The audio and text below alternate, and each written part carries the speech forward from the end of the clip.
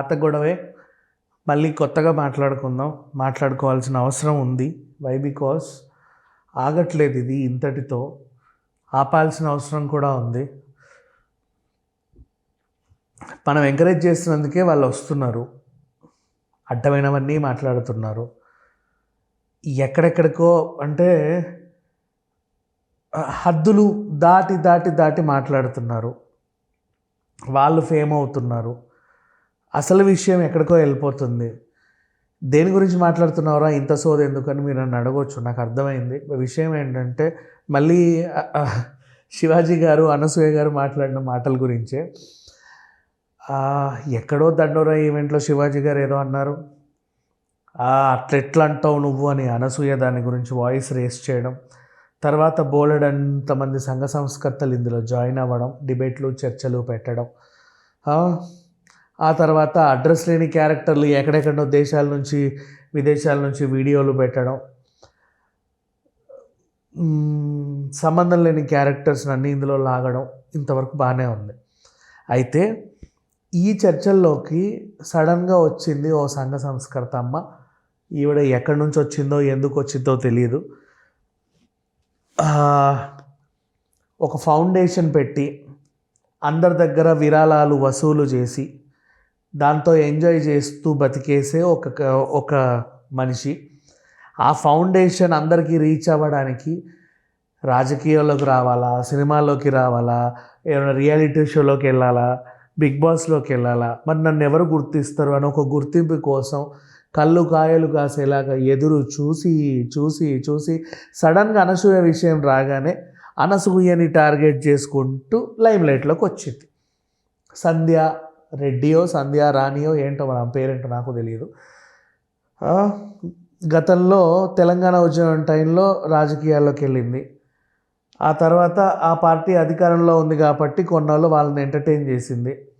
వాళ్ళ అధికారం కోల్పోయి మళ్ళీ ఇప్పుడు కాంగ్రెస్ అధికారంలోకి రాగానే వెంటనే మళ్ళీ కాంగ్రెస్లోకి వెళ్ళింది.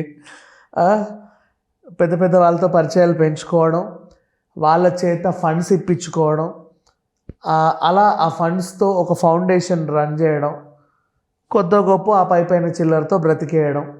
ఇది వీళ్ళ బేసిక్ జాబ్. యాక్చువల్గా చెప్పాలి అంటే ఆ బేసిక్ జాబ్ అందరికీ రీచ్ అవ్వడానికి ఫేమ్ అవ్వాలి, ప్రతి ఛానల్లో మనల్ని పిలవాలి.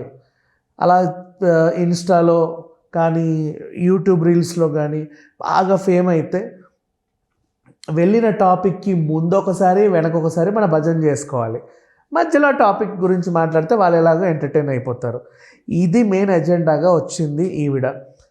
ఏమ్మా అనసూయ గురించి సరే మాట్లాడుతున్నావు, ఓకే పర్వాలేదు. నీ ఫౌండేషన్ని కాపాడుకోవడానికో, జనాల దగ్గర చిల్లర వసూలు చేసుకోవడానికో, నువ్వు మెయింటైన్ అవ్వడానికో, లేకపోతే నువ్వు మెయింటైన్ చేసే మనుషుల్ని మెయింటైన్ చేయడానికో ఏదో రకంగా అనసూయని అయితే టార్గెట్ చేసుకున్నావు, బాగానే ఉంది. కానీ మాట్లాడే ఆ లాంగ్వేజ్ ఏంటి? మనుషులైతే ఇలా మాట్లాడరమ్మా. ఈ లాంగ్వేజ్ మనిషి పుట్టిన ఎవ్వరూ కూడా ఇలా మాట్లాడరు. నువ్వు బట్టలిపి రోడ్ల మీద తిరుగుతావు. అనసూయ బట్టలిపి రోడ్ల మీద తిరగడం నువ్వు చూసావా? హాఫ్ నేకెడ్ డ్రెస్ వేసింది. అఫ్కోర్స్ ఆ డ్రెస్ చాలామంది వేసుకున్నారు. నీ భర్తతో నువ్వు హాలిడేకి వెళ్ళిన వీడియోలు సోషల్ మీడియాలో అప్లోడ్ చేస్తా అన్నావు. నీ అకౌంట్లో అప్లోడ్ చేసిందా? నీ ఛానల్లో అప్లోడ్ చేసిందా? ఆమె ఇన్స్టాలో తను అప్లోడ్ చేసుకుంది.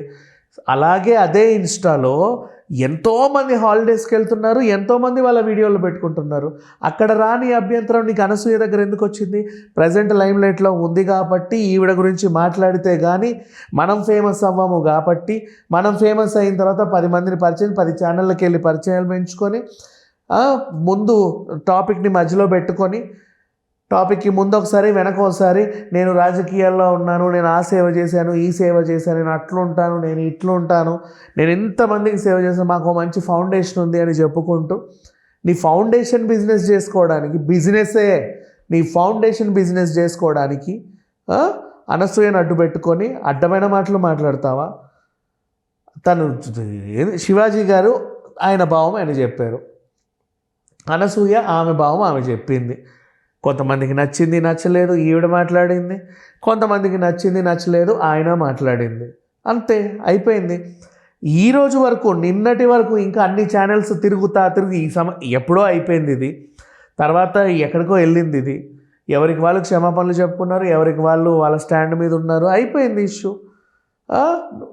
మాట్లాడే మాటలు, నువ్వు బట్టలు ఇప్పుకొని రోడ్ల మీద తిరుగుతావు డబ్బు కోసం, అడ్డదారులలో సంపాదించి. అడ్డదారులు అంటే ఏం చేసిందమ్మా నువ్వు చూసావా? అడ్డదారు ఏమైనా అనసూయ వెళ్ళి అడ్డదారులో సంపాదించడం నువ్వు చూసావా? షాపింగ్ మాల్ గిల్పి మాల్ అన్నీ ఓపెన్ చేసుకొని 5 లక్షలకు కానీ నువ్వు పోవు. నువ్వు పోతుంది. తను సెలబ్రిటీ, ఇచ్చేవాళ్ళు ఉన్నారు, తను కూడా తీసుకోవడానికి ఉంది. ప్రీ రిలీజ్ ఈవెంట్లకు వెళ్తుంది, షోస్ యాంకర్, వాళ్ళ డ్యూటీయే అది. డ్యూటీయే అది. నీ ఫౌండేషన్ బిజినెస్ లేదు, ఫౌండేషన్ బిజినెస్ ఉంది కదా. విరాళాలు, సామాజిక సేవ అనే ముసుగులో నువ్వు చేసే దారుణాలెన్ని, దరిద్రాలెన్ని, నీచాలెన్ని, నికృష్టాలెన్ని నిన్నటి వరకు చూస్తున్నా, అన్ని ఛానల్స్లో చూస్తున్నా. ఎక్కడ పడితే అసలు ఆ లాంగ్వేజ్ ఏంటి? అసలు మనిషి పుట్టిన వాళ్ళు ఎవరు మాట్లాడరమ్మా ఇట్లాంటి లాంగ్వేజ్. మళ్ళీ ఒక మహిళ అయి ఉండి నెక్స్ట్ మళ్ళీ ఇంకేమన్నారు, నువ్వు ఎట్లా సంపాదిస్తావు, ఏ అడ్డదారుల్లో సంపాదిస్తావు, ఏం చేసి సంపాదించింది అడ్డదారుల్లో? నీ మొగనికి సిగ్గు లేదు, నీకు సిగ్గు లేదు, నువ్వు బట్టలిప్పి తిరుగుతావు. ఏంటా లాంగ్వేజ్ ఏంటి? ఆ మాట ఏంటి?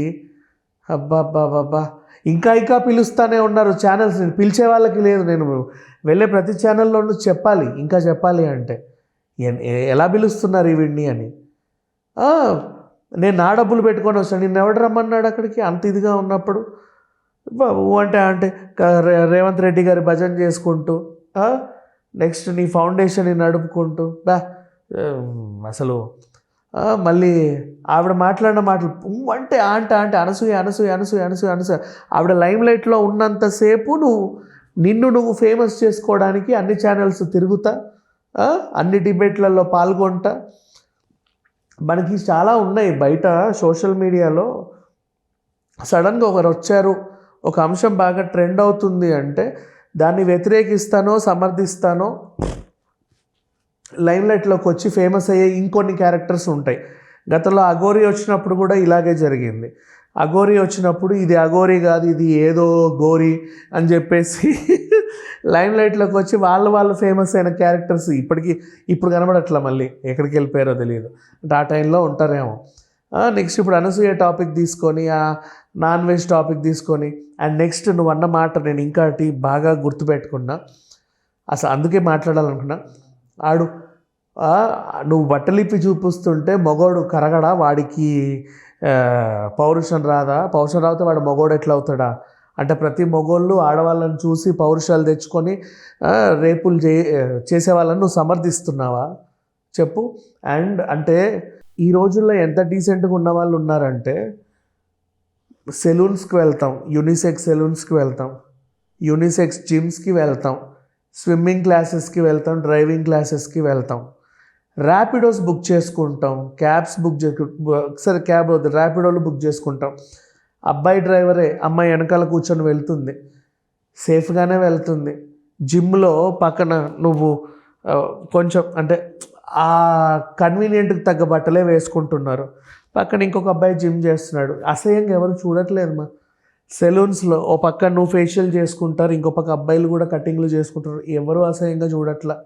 అందరూ అలా ఉండరు. వాడు ఆడదాన్ని చూడగానే కరగపోతే వాడు మొగోడు ఎట్లా అవుతాడు? ఏం స్టేట్మెంట్ అది? నీకు సపోర్ట్ చేసే వాళ్ళు ఎవరు? ఫోన్ వీడియోలు చూసే వాళ్ళందరే నీ సపోర్టర్స్. ఇంకా చెప్పాలంటే, ఎందుకంటే నువ్వు మాట్లాడే దరిద్రమైన ఈ మాటలు ఇలాంటి వాళ్ళకే నచ్చుతాయి. నిన్ను పిలిచే వాళ్ళకి అసలు బుద్ధి లేదు. మీకుంటే మీరు అసలు రారు ఫస్ట్ ఆఫ్ ఆల్. మళ్ళీ ఒక మహిళ అని, హక్ అని, అదని ఇదని, ఎబ్బెబ్బెబ్బెబ్బెబ్బెబ్బే ఒక రకంగా ఉంది. ఇరిటేషన్ వచ్చేస్తుంది మొహాలను చూడాలంటే. అనసూయ అభిప్రాయం ఆమె చెప్పింది. పర్సనల్ టార్గెట్ ఎందుకు చేస్తున్నావు? నీ మొగుడు, నీ పిల్లలు, నువ్వు బట్టలు ఇద్దరు, నువ్వు అది, నువ్వు ఇది, ఒసేయ్ గిసేయ్, వాడు వీడు. బాబోయ్ జాగ్రత్త. ఇట్లాంటి వాళ్ళని అనవసరంగా ఎంటర్టైన్ చేయకండి. ఇంకా చెప్పాలి అంటే, నేను చెప్పింది ఎవరి గురించో మీకు అర్థమయ్యే ఉంటుంది. ఈ మధ్య కాలంలో చాలా ఛానల్స్లో కనబడుతుంది. వాళ్ళు పిలుస్తున్నారు, వీళ్ళు వెళ్తున్నారు. మన దరిద్రం ఏంటంటే మనం చూస్తున్నాం, అంతమించి ఇంకేమీ చెప్పలేం. Thank you so much.